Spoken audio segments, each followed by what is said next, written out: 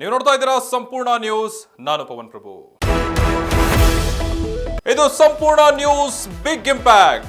ನೊಂದವರ ಧ್ವನಿಯಾಗಿ ನಿಂತ ಸಂಪೂರ್ಣ ನ್ಯೂಸ್. ರಸ್ತೆ ಇಲ್ಲದೆ ಗ್ರಾಮಸ್ಥರ ಪರದಾಟದ ಬಗ್ಗೆ ಸಂಪೂರ್ಣ ನ್ಯೂಸ್ ನಲ್ಲಿ ವರದಿ ಬಿತ್ತರವಾಗಿತ್ತು. ಬೆಳಗಾವಿ ಜಿಲ್ಲೆ ಹುಕ್ಕೇರಿಯ ನಿಡಸೋಸಿ ಗ್ರಾಮದ ಮಾಳಿ ತೋಟದ ಜನವಸತಿ ಪ್ರದೇಶ ಜನರು 30 ವರ್ಷಗಳಿಂದ ಸರಿಯಾದ ರಸ್ತೆ ಇಲ್ಲದೆ ಅತಂತ್ರ ಸ್ಥಿತಿಯಾಗಿತ್ತು.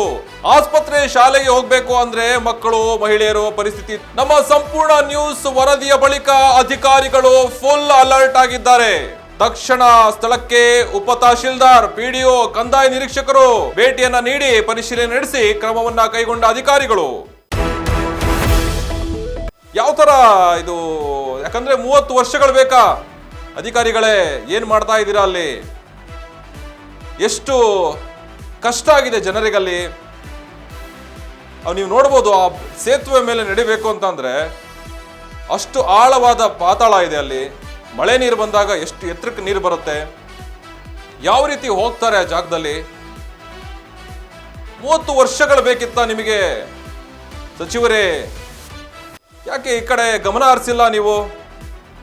ವೋಟ್ ಕೇಳಕ್ ಮಾತ್ರ ನೀವು ಬರ್ತೀರಾ? ನೋಡಿ ಜನರ ಪರಿಸ್ಥಿತಿ ನೋಡಿ, ಎಷ್ಟು ಚಿಂತಾಜನಕವಾಗಿದೆ. ಅಲ್ಲಿ ರಸ್ತೆ ವ್ಯವಸ್ಥೆ ಇಲ್ಲ. ಏನಾದ್ರೂ ಎಮರ್ಜೆನ್ಸಿ ಹೋಗ್ಬೇಕು ಅಂದ್ರೂ ಅದೇ ಬ್ರಿಡ್ಜ್ ಮೇಲೆ ಕ್ರಾಸ್ ಮಾಡಬೇಕು. ಆ ಬ್ರಿಡ್ಜ್ ನೀವು ಮಾಡಿಸ್ಕೊಟ್ಟಿಲ್ಲ, ತಗೊಳ್ಳಿ.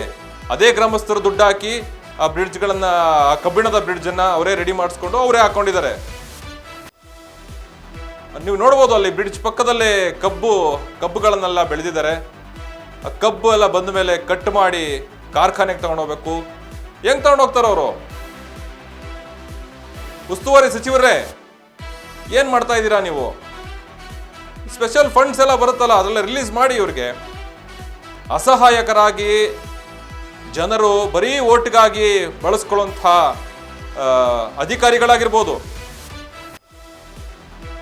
ಆ ವಿದ್ಯಾರ್ಥಿಗಳು ಹೇಗೆ ಶಾಲೆಗೆ ಹೋಗ್ತಾರೋ ಏನೋ ಒಂದೂ ಗೊತ್ತಿಲ್ಲ. 30 ವರ್ಷಗಳಾದ ಮೇಲೆ ನಾವು ಸುದ್ದಿ ಪ್ರಸಾರ ಮಾಡಿದ ಮೇಲೆ ನೀವು ಎಚ್ಚೆತ್ಕೊಳ್ಬೇಕಾ? ನಿರಂತರವಾಗಿ ನಮ್ಮ ಸುದ್ದಿ ನಡೀತಾನೆ ಇರುತ್ತೆ. ಇಮ್ಮಿಡಿಯೇಟ್ ನೀವು ದಯವಿಟ್ಟು JCB ತಗೊಂಡು ಹೋಗಿ ಕೆಲಸಗಳನ್ನ ಸ್ಟಾರ್ಟ್ ಮಾಡಲೇಬೇಕು. ಯಾಕೆ ಇಷ್ಟೊಂದು ತೊಂದರೆಗಳನ್ನ ಕೊಡ್ತಾ ಇದ್ದೀರಾ ನೀವು?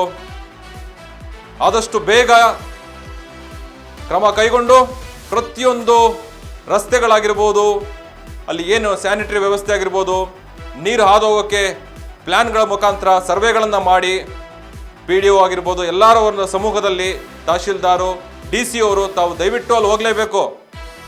ಅಷ್ಟು ಜನ ಅಲ್ಲಿ ಅನುಭವಿಸ್ತಾ ಇದ್ದಾರೆ ರಸ್ತೆ ಇಲ್ಲದೆ.